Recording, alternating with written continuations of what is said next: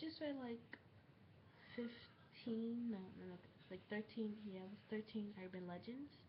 Because I was going to do that as like an episode type thing for you guys. And sorry, I guess the video was too long. And YouTube said I couldn't upload it.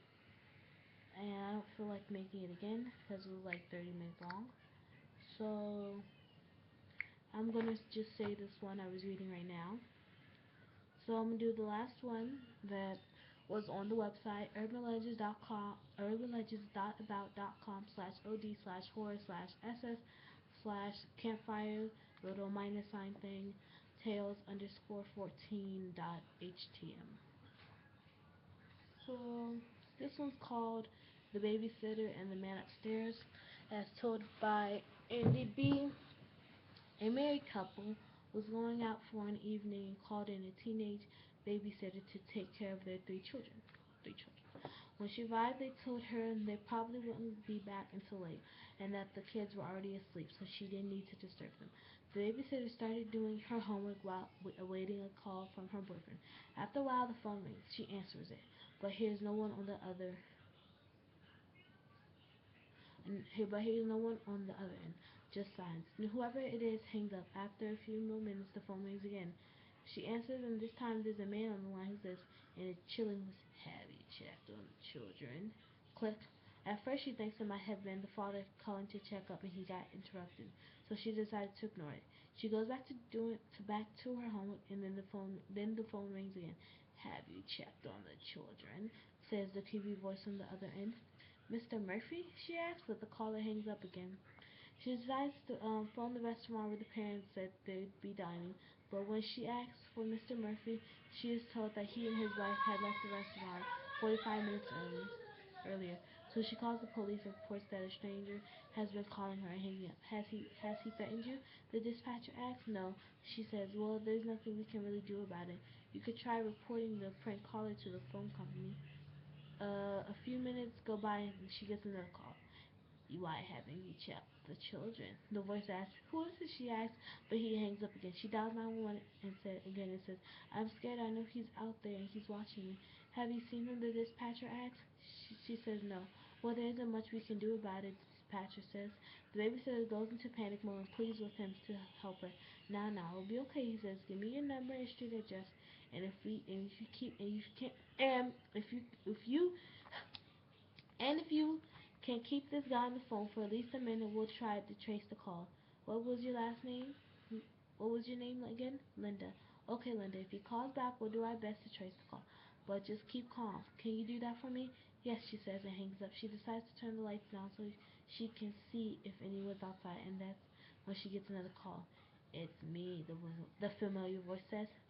"Why did you turn the lights down?" "Can you see me?" she asks, panic. "Yes," he says after a long pause. "Look, you're scared. You have scared me," she says. "I'm shaking. Are you happy? Is that what you wanted?" "No." "Then what do you want?" she asks. Another long pause. "Your blood all over me." She slams the phone down, terrified. Almost immediately rings again. "Leave me alone," she screams. But it's the dispatcher calling back. His voice is urgent. "Linda, we traced the call. It's coming from another room inside the house. Get out of there now." She tears to the front door, attempts to unlock it and dash outside, only to find the chain at the top still latched. And the time it takes her to unhook it, she sees the door open at the top of the stairs. Light streams from the children's bedroom, revealing the profile of the man standing just inside. She finally gets the door open and bursts outside, only to find a cop standing on the doorstep with his gun drawn. At this point, she's safe, of course, but when they capture the intruder and drag him downstairs in handcuffs, she sees he is covered in blood. Come to find out, all three of the children have been murdered. Dang, son, that's scary. It took me 3 minutes to read that. Dang, I read slow. Whoa. Or this time just goes by fast. So, um, I haven't read this one. I read one like it, but I haven't read this one like this detailed. Babysitter and the man upstairs. That's kind of creepy. Okay, so I'm gonna give you a little info about what I was gonna say. So number 2 was about a dog. he died, and like there was this human in the bed, and like was looking at her hand, and like she found out the dog died, and it said on the wall, humans can look too. Number three was about a killing backseat, you know, like in the car, and like this man was behind the woman driving the car, and he was flashing his lights at her, telling her that there was a killing backseat, and then like they both ran to the house, and then there was this killing backseat, and then four said that these two girls was roommates, and what's it called? One of them went to a party while the other one stayed in the room to study. And like this man was in there killing her, and then like the roommate came, but she didn't turn the lights to see it or anything, which is kind of stupid. Number five is about an old couple. The wife supposedly died or whatever, and then like the husband of the wife kept saying like she didn't die, and everything. And then they come to find out that she didn't die, and she was that she didn't die, and yeah, pretty much she didn't die. And like, but then she died because like she suffocated. Hookman, there was like this people at a makeout camp or whatever, and like they found out this Hookman was loose. This hook.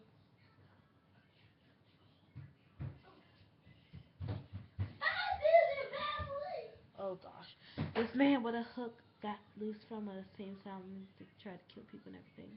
Number seven is a clown statue. So like this midget was living in these big people's houses, and like the house was like super huge. So like he was able to like live there without them noticing and everything. And then like he was caught and like arrested and everything. The boyfriend's death. What was that about? Oh yeah, so like these people are like make up porn again or whatever, and then like the boyfriend is what's it called, hung by the tree and like killed and everything. Nine is about a choking Doberman. If you don't know what a Doberman was, like I didn't know. It's about a what's it called?